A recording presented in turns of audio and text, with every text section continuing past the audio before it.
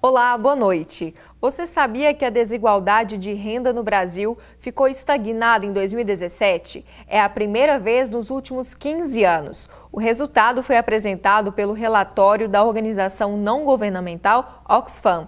O país passou a ocupar a 9ª posição no ranking mundial de desigualdade de renda.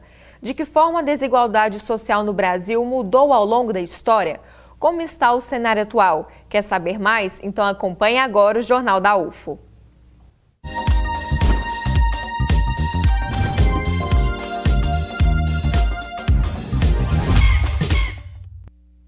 Um novo relatório que mede as desigualdades aponta que essa realidade atinge principalmente mulheres e negros. Pela primeira vez em 15 anos, as desigualdades no Brasil ficaram estagnadas. É o que diz o relatório da organização não governamental Oxfam, divulgado em novembro deste ano. Essa realidade coloca o Brasil uma posição acima no ranking mundial de desigualdade de renda. Agora, é o 9º país mais desigual do mundo. Em 2016, havia 13,3 milhões de pobres. Em 2017, esse número subiu para 15 milhões. O relatório mostra que em 2017, os mais pobres viviam com renda equivalente a $1,90 por dia. Além disso, a renda média dos 50% mais pobres teve uma diminuição de 3,5%, ou seja, essas pessoas passaram a ganhar até R$ 787 por mês. Em contrapartida, os 10% mais ricos tiveram um crescimento de quase 6% nos rendimentos, com uma renda mensal de R$ 9.519. Esses dados estão refletidos na realidade da população brasileira. A renda das mulheres caiu em relação à dos homens. Em 2016, elas recebiam 72% do rendimento médio dos homens. No ano passado, o percentual era 70%. A Oxfam avalia que o equilíbrio salarial entre homens e mulheres aconteça apenas em 2047. Outro aumento foi na diferença salarial entre negros e brancos. Em 2016, a renda mensal do negro chegava a 57% do total dos rendimentos de um branco. Um ano depois, esse número caiu para 53%. A Oxfam também sugere uma agenda para a redução das desigualdades, como buscar soluções em políticas públicas, aumento real do salário mínimo, metas para o fim da discriminação salarial por raça e gênero, aumento de pesquisas públicas e mudanças no sistema tributário. Para participar, então, do Jornal da UFO de hoje, nós convidamos Benito Salomão, que é economista e doutorando do programa de pós-graduação em economia da UFO. Boa noite. Obrigada pela presença, Benito. Boa noite, Gislene. Boa noite, Moacir. Sempre um prazer retornar aqui à casa. Certo, e falando então em Moacir, ele está aqui ao meu lado, é o Moacir de Freitas Júnior, ele é professor do Instituto de Ciências Sociais da UFO. Boa noite, professor, bem-vindo. Boa noite, Gislene, boa noite, Benito. Obrigado do convite para estar aqui de novo, um prazer. Nós que agradecemos as presenças de vocês e agora então vamos falar de um assunto muito sério. Esses dados, professor, são alarmantes. Infelizmente o Brasil subiu nesse ranking da desigualdade, principalmente econômica. Mas, olha, são muito alarmantes. A gente vinha, a chamada da matéria disse bem que estava havendo uma estagnação da queda da desigualdade, porque a gente vinha da Constituição de 88 até agora 2014, havendo uma queda do número da desigualdade. A gente estava reduzindo esse fosso que distancia os mais ricos dos mais pobres.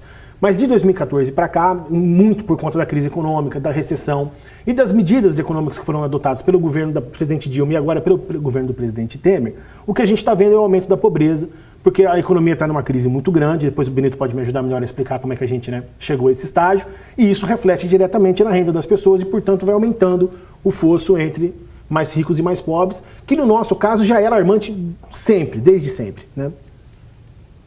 Então, já puxando esse gancho, professor, que você disse desse contexto econômico, como que essa evolução, Benito, ao longo dos últimos anos, do crescimento econômico ou também da crise econômica afeta diretamente na distribuição de renda e na desigualdade social? Veja bem, Gislene, antes é preciso notar que esse é um processo que ele não está se dando exclusivamente no Brasil. Ele se dá também no Brasil, talvez numa faixa um pouco mais aguda, na América Latina como um todo, mas também nos países avançados. Nós temos no mundo 4 modelos dos quais nos permitem oferir alguns resultados sobre desigualdades. Nós temos o modelo de baixa desigualdade, mas elevada pobreza, que são alguns modelos como, por exemplo, Coreia do Norte. Nós temos alguns outros modelos onde você tem baixa desigualdade, mas um baixo nível de pobreza, que são os países nórdicos, os países escandinavos, Suécia, Noruega, Dinamarca. Nós temos países que são desiguais, porém são ricos, como Estados Unidos, principalmente. E nós temos países que são desiguais e pobres, que é o caso do Brasil. Então nós podemos interpretar essa desigualdade a partir de 2 lentes. A lente dos fatores estruturais e históricos. Então a desigualdade no Brasil, ela não é um problema recente, né? Ele é um problema histórico que vem aí desde antes da nossa urbanização. Então o Brasil já era um país desigual muito antes de se tornar urbano, o que só veio acontecer nos anos 60. E fatores de conjuntura. Aí sim, né? Nós temos aí praticamente 5 anos de estagnação da nossa renda per capita. Né? O nosso crescimento de 2017 da renda per capita foi 0,2%. Evidentemente que esse 0,2% ele não se distribui de forma homogênea entre as diversas camadas sociais. Então, quem está aí com formação superior, profissionais de formação superior, grandes empresas, etc., puderam elevar os seus rendimentos ao longo da crise. Quem está ali na base da sociedade, aquelas pessoas que estão ali recebendo salário mínimo, na informalidade, de profissionais de baixa capacitação, micro e pequenas empresas que estão deixando de existir, elas, de certa forma, perderam nesse conflito distributivo. E os resultados são apontados aí pelo relatório da Oxfam, né? Não traz nenhuma novidade, mas traz aí um distanciamento entre o lado mais forte e o lado mais fraco das camadas sociais, que é realmente preocupante. Um dado, né, desse relatório apresentado, que inclusive a nossa repórter Isabela disse, é o seguinte, que a expectativa é que apenas em 2047 haja o equilíbrio de renda entre homens e mulheres. E hoje é uma discussão muito atual, né, professor? Essa igualdade de gêneros na questão do salário, de funções também de trabalho. 2047 não está muito longe não, professor? Está muito longe, mas olha, sem querer te deixar pessimista, eu trouxe até o dado anotado aqui. Na questão entre brancos e negros, essa mesma proporção de quando os negros vão nos alcançar é em 2089. Quer dizer, o que esses dados refletem no fundamental é uma contradição da sociedade brasileira em relação ao papel dos homens, ao papel das mulheres, à questão racial, né, que reflete as estruturas que são da nossa história como um todo. Então, a gente tem muito trabalho para reduzir as desigualdades. Não vai ser uma tarefa simples, porque são nesses pequenos detalhes que a gente vê o tamanho do problema. Como que as mulheres vão esperar mais 20 não sei quantos anos para terem seus salários igualados aos homens, fazendo a mesma tarefa. Não são tarefas diferentes. E ainda hoje tem gente que acha que isso é correto, que as mulheres deveriam ganhar menos mesmo, de fato. Então, além dos problemas que são estruturais e econômicos, a gente tem que tratar dos problemas que são ideológicos. As pessoas acham natural haver desigualdades desse tamanho. Não é natural. Não pode ser. E aí, na sua opinião, professor, para a gente mudar um pouco esse cenário, seria investir em educação, em políticas públicas? Quais seriam os possíveis caminhos? Olha, tudo isso junto, sem dúvida. Você diz para mudar o cenário entre a relação da sociedade e do preconceito? Não. Políticas públicas, educação, sem falta. Né? Saúde de maneira indireta, porque isso, né, afeta a vida das pessoas. Né? E principalmente, é uma questão que, em geral, é polêmica entre nós, mas que eu faço sempre questão de ressaltar. Ressaltar também o papel do Estado nessa questão toda. Você entende? Nós não vamos superar essas desigualdades por nenhum outro mecanismo que não seja o mecanismo que rege a nossa vida de maneira coletiva. Então o Estado precisa atuar das formas que forem possíveis atuar, mas tem que atuar fazendo política pública, reduzindo a desigualdade com lei, proibindo o salário diferente, enfim, 1000 medidas que a gente pode adotar. Todas elas vão ter eficácia, mas a gente talvez tenha que fazer todas elas juntas, mas precisamos fazer o quanto antes. Certo. E Benito, explica pra gente qual que é a relação de crescimento econômico e distribuição de renda e como que fica a desigualdade social nessa equação. Veja bem, Gislaine, se nós observarmos a sociedade brasileira numa visão retrospectiva de longo prazo, o Brasil foi, entre os anos 1930 e 1980, um dos países que mais cresceu no mundo. A nossa taxa média de crescimento nesses anos foi de 6,5% ao ano. E ele se manteve entre um dos países mais desiguais do mundo. Né? Vieram os anos 80, a redemocratização, depois os anos 90, o Plano Real, e só a partir daí, né, da queda da inflação, que acaba sendo um pouco um imposto sobre o pobre, que as nossas desigualdades começaram a cair, aí sim com políticas públicas. A questão da valorização do salário mínimo, a rede de proteção social que foi criada. Então, por exemplo, uma coisa que talvez o relatório não traga, nós zeramos, por exemplo, a taxa de pobreza na terceira idade. Né, entre os mais velhos. Então, por quê? Nós temos um modelo previdenciário, né, que de certa forma atende essa população.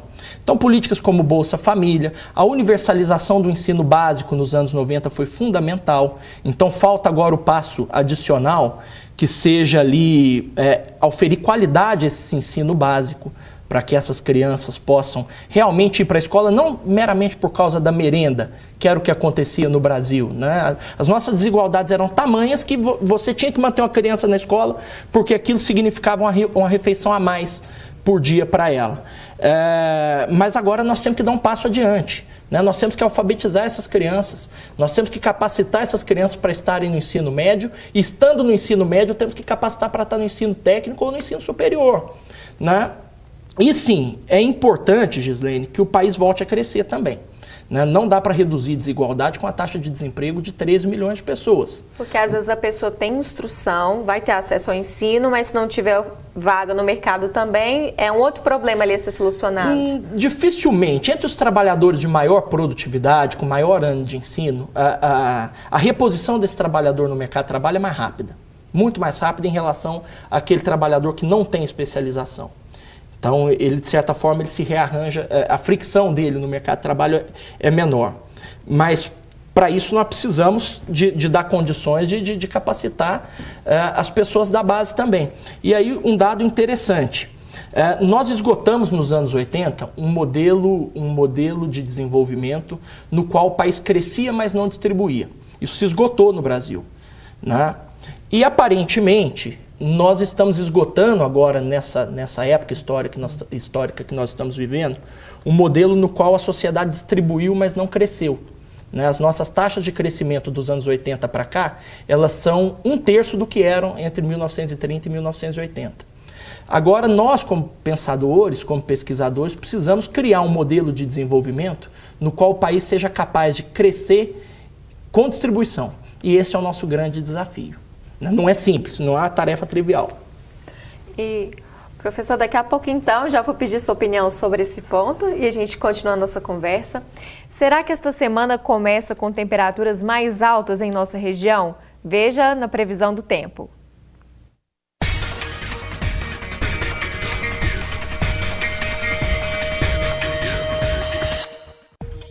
A terça-feira em Uberlândia continua quente, com temperaturas entre 20 e 30 graus. A nebulosidade aparece em alguns momentos do dia.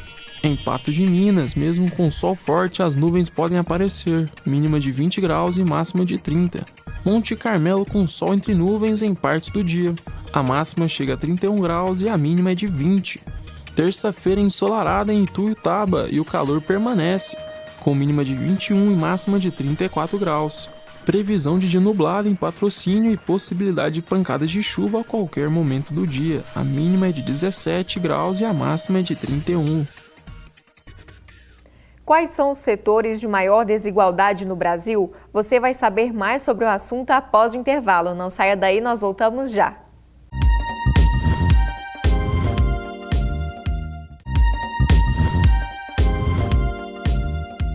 O Jornal da UF está de volta e a nossa equipe de reportagem foi às ruas saber a opinião das pessoas sobre a desigualdade social. Olha só.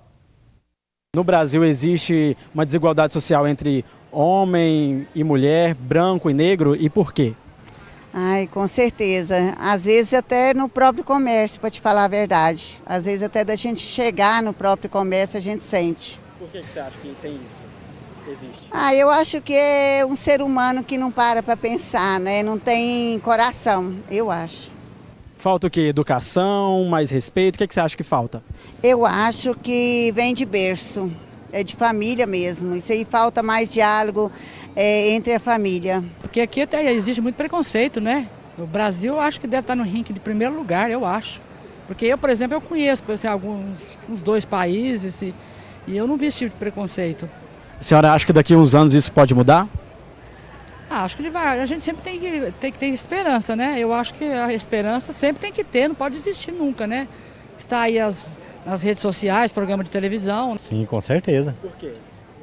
Porque, assim, principalmente aquela classe assim mais, assim, quer dizer, mais estudada, que a outra assim, acaba, né, sempre um falando, né, mal do outro, assim, melhor que o outro, então assim, sempre existe isso aí, né, sempre existiu, né, entendo assim, eu acho que já deveria ter mudado, né, porque a cabeça do ser humano é um pouco assim, difícil de compreender as coisas, mesmo sabendo que não importa a raça, né, todos são iguais, né, perante Deus todos são iguais, né, então assim, acreditar, eu sempre acreditei, né, só que assim, vai demorar, ainda vai demorar, né, porque, mas infelizmente é assim que as coisas caminham, né, mas esperança a gente sempre tem que muda, né.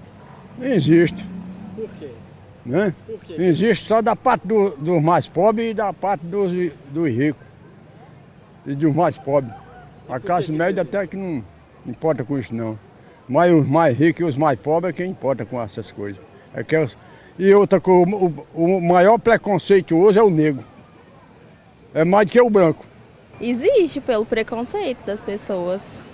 Acho que a nossa sociedade julga, né, homem, mulher, raça, e dependendo de quem tiver, né, certo aspecto, tem mais, como posso dizer,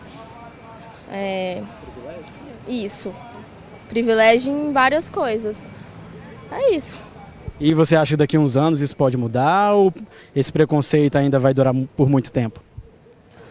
Eu acho que tem muita gente que já é contra, sabe? Muito jovem já luta por isso e eu acho que isso é muito interessante. E se continuar assim, quem sabe, né? Professor Moacir, interessante que ao repararmos o que as pessoas pensam sobre o assunto, a palavra preconceito apareceu bastante ligada à desigualdade social. Por que você acha que talvez essas duas palavras caminham juntas? É um exemplo mais típico da percepção popular de como é a realidade. A gente dizem que a voz do povo é a voz de Deus, né? Nesse caso é a voz dos cientistas, porque no Brasil, como em poucos outros países do mundo, o preconceito de raça, de cor e de sexo está absolutamente associado à pobreza, especialmente os de raça e cor e pobreza. É um problema da nossa formação, né? Não vamos nos esquecer, o Brasil é um país de passado escravocrata. Nós fomos o último país do mundo a nos livrar da escravidão. Todos os escravos perderam a condição de escravo e automaticamente ganharam a condição de nada na sociedade. Não tinha lugar para eles na sociedade. Eles foram ocupar o final da cadeia, né? E não saíram de lá até hoje. Então, as pessoas percebem que a pobreza está associada com preconceito porque os mais pobres, em geral, são os mais negros. A pesquisa nos apontou a diferença salarial entre, né, brancos e negros não é... Então é um dado da realidade, né, que vai se refletindo em outras questões, como a gente estava conversando no primeiro bloco. E você vê, é um problema histórico de longa data no Brasil. Os meus estudos aqui na UFO são sobre o pensamento dos industriais dos anos 30 e 40. Então, nesse primeiro período que o professor Benito estava dizendo quando a gente começou a crescer. A principal discussão que esses senhores estavam fazendo há 80 anos atrás era sobre as condições de vida. Então, a gente vai instaurar o capitalismo industrial no Brasil, mas a mão de obra que vai vir trabalhar na nossa indústria não tem a menor condição de trabalhar porque a pobreza é muito grande, a desigualdade social é muito bruta, então a gente tem que equilibrar esse sistema para ele poder existir enquanto tal. Então você vê, se passaram 80 anos, a gente resolveu uma parte do problema e não resolveu a outra. Então é gravíssimo esse problema, né? Fica então essa importante reflexão, Sim. né? E Benito, na sua opinião, como que fica a atuação do Estado, também do Brasil, para cooperar na redução da desigualdade social? Olha, Gislaine, isso é, na minha opinião, uma questão de muita importância, porque, em grande medida, o Estado brasileiro ele concentra renda, né? Então, discutir desigualdade no Brasil, ou em qualquer lugar do mundo, é também discutir modelo institucional, né? Porque países conseguiram se tornar países igualitários, mitigar as suas desigualdades, porque outros países não conseguiram. E aí entra uma discussão de prioridades nacionais. Passa pela política. né? O Estado brasileiro, ele concentra a renda. Ele concentra a renda porque a nossa carga tributária é extremamente regressiva. E ela é regressiva porque o trabalhador que ganha salário mínimo, ele paga ali 60% de impostos numa conta de energia, 45%, 50% no óculos, que é saúde visual, artigo de primeira necessidade, em média 40% em artigos da cesta básica. Grandes proprietários imobiliários pagam pouquíssimo imposto, pagam pouquíssimo, por exemplo, IPTU. Proprietários rurais pagam pouquíssimo. Está melhorando, né? Com a crise financeira dos estados e municípios, esses governos estão utilizando mais essa capacidade de arrecadar sobre patrimônio. Por exemplo, isenções fiscais, isenções de imposto de renda sobre LCI e LCA. Né? Então, por que você vai desonerar aplicações financeiras? Qual o sentido social disso? Então, existe de certa forma, esse fomento da desigualdade pelo lado do nosso Estado, através da nossa tributação, mas existe também pelo lado do gasto. Né? O professor estuda o pensamento industrial dos anos 40, e nós não podemos negligenciar, por exemplo, que o Brasil gasta 4% do PIB com desonerações setoriais para indústrias específicas. Indústria automobilística, indústria naval que não deu em nada, de certa forma, agricultura, né? O agronegócio brasileiro quase não paga imposto. Então, o próprio Simples Nacional é uma renúncia fiscal, tudo bem que aí sim tem um caráter social por trás, né? Mas é um gasto tributário do Estado, sem contar outras questões, como a regressividade do nosso sistema de aposentadorias, né? Onde não necessariamente quem ganha menos é mais atendido pelo nosso INSS ou pelo nosso regime próprio de previdência social. O nosso modelo educacional, que subsidia em grande medida a educação de ricos com dinheiro tributado de pobres. Então existem uma série de questões institucionais que precisavam de reformas, né? E isso demora uma geração, talvez, para a gente sentir os resultados dessas reformas. E professor Moacir, dentre esses pontos que o Benito bem explicou, tocou na palavra salário mínimo. Quais são suas considerações sobre o salário mínimo e será que realmente dá para viver com ele? Isso entra no quesito desigualdade social, né? Não, muito entra. O salário mínimo é uma das principais, se não for a principal, é um dos principais mecanismos de distribuição de renda que a gente pode ter. Tem uma discussão teórica importante se o salário mínimo não foi um redutor político das possibilidades do mercado regular melhor a força de trabalho no Brasil, mas eu particularmente não sou adepto dessas teorias. Acho que o salário mínimo é um mecanismo de distribuição de renda que poderia ser útil para nós nesse momento. Mas a nossa realidade qual é? O Brasil, na América Latina, se a gente contar só que os nossos vizinhos da América do Sul, o salário do Paraguai, eu anotei antes de vir para cá, cadê? Que eu anotei. Tá aqui na frente. É alguma coisa perto de R$ 1.400, o nosso salário mínimo é R$ 900. Então, enquanto a gente não superar essa questão, não vai adiantar a gente, né? 1000 políticas são possíveis de distribuição de renda, Bolsa Família, são absolutamente todas importantes. Mas essa aqui é uma questão fundamental. Então, o trabalho tem que valer mais no Brasil. E isso não é uma solução mágica, porque eu não posso apertar o botão e o salário virar 2.000, porque cada vez que a gente aumenta o salário mínimo, isso reflete na economia como um todo. Mas a gente precisa tratar seriamente essa questão. Não tem justificativa. E não tem justiça, principalmente. Nós somos um dos países que menos paga pelo trabalho no mundo. Não é compatível com o nosso tamanho, não é compatível com a nossa história, não é compatível com o nosso potencial econômico. Não tem justificativa. A justificativa é a apropriação, como o Benito bem colocou, de uns do dinheiro de quem tinha que ser dos outros. Para a gente poder ter uma situação, veja você que coisa, onde 6 pessoas têm o mesmo patrimônio que 100 milhões de brasileiros, é o primeiro dado no relatório da Oxfam, a gente tem que manter estruturas sociais como essa aqui, como todas essas que o Benito bem colocou, que no fundamental privilegiam um grupo pequeno de pessoas, né, em detrimento do conjunto da sociedade brasileira. Então, quanto mais rápido a gente atuar nessa situação, melhor para nós, porque essa paciência que a sociedade tem com esse tipo de coisa não vai durar para sempre. Uma hora essa situação vai chegar no limite, já está chegando perto do limite. E aí as consequências nunca são as melhores. Então, quanto mais rápido a gente tomar medidas, melhor. Quais seriam algumas dessas medidas, na sua opinião, Benito? Olha, eu acho que em primeiro lugar, sem dúvida nenhuma, é a melhora da qualidade da nossa educação básica. Uma criança de 8 para 9 anos que ainda não lê e compreende o que está lendo corretamente, essa criança provavelmente será um adulto perdido em termos de mercado de trabalho. E aí não recebe nem o salário mínimo. Nem né? Porque nós estamos discutindo aqui o salário mínimo, mas nós temos que lembrar que existem aqui 50 milhões de pessoas que não ganham nem isso. Então, na informalidade, o relatório da Oxfam, ele considera pessoas que ganham, pobres, que ganham $1,90 por dia, pelo critério do Bolsa Família, esse dado é até maior, né? Porque a nossa linha de pobreza ela é até mais baixa. Então, existem 50, 60 milhões de pessoas que não ganham nenhum salário mínimo. Mas por quê? E aí entra a questão, por exemplo, dos negros.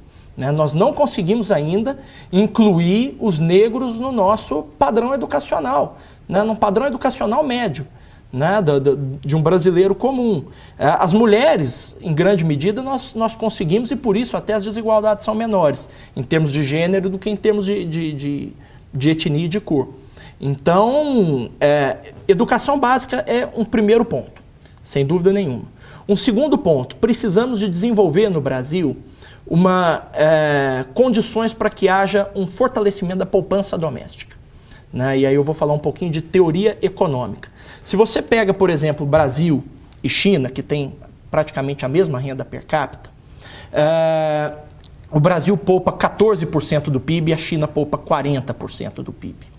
E se você pega na pirâmide social brasileira e na pirâmide social chinesa, as taxas de poupança são mais ou menos parecidas entre as populações mais ricas.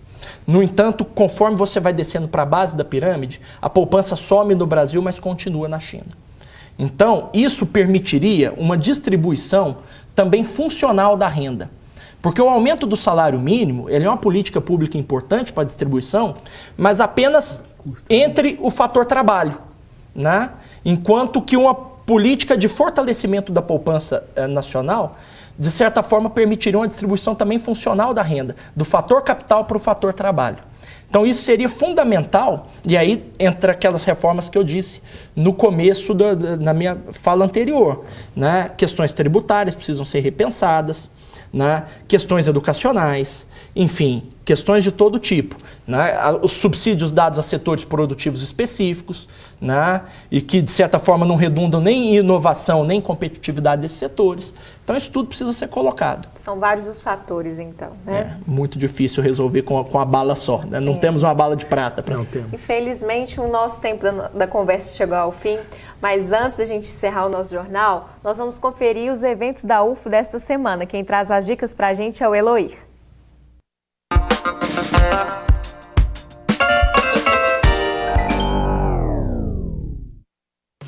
Olá, tudo bem? Contagem regressiva para as férias. Veja o que acontece na universidade.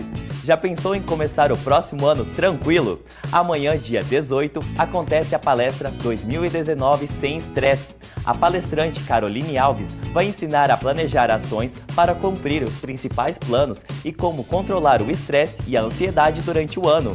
O evento vai ser realizado às 7h30 da noite no Bloco 5O, Auditório D, no Campus Santa Mônica. Para participar, é só levar 1 quilo de alimento não perecível. E você gosta de teatro? No dia 20, quinta-feira, vai ser apresentada a peça Céu Sem Estrelas no Laboratório de Interpretação no Bloco 3M, no Campus Santa Mônica. A apresentação começa às 8 da noite e a entrada é de graça. Na próxima semana eu volto com mais dicas para você. Até lá!